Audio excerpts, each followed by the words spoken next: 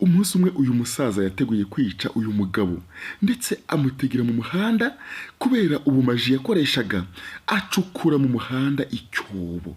Umusaza yarabiteguye neza ndetse uyu mugabo uko yakomeje kuza afite ubu mugabo ukutabona nawe urabibona neza.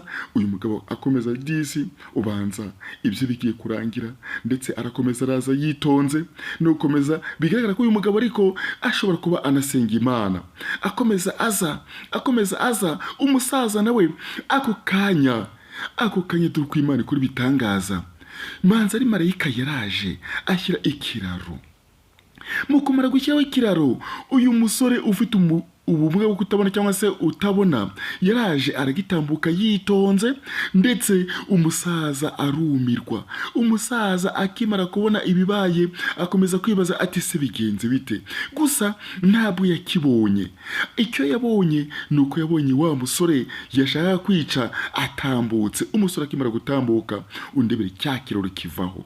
Umusaza arumirwa akomeza gutekereza ati ese ibi ni ibiki, asubiza amaso inyuma ati rero reka nanjye ndebe ese ahari yabayatambutse abatambutse hano gute. Umusaza uko yakagiye no gutambuka ngo agerageze nawe arebe uko byagenze, umusaza undebere ngo arakigwamo cya cyobo yacukuye akigwamo.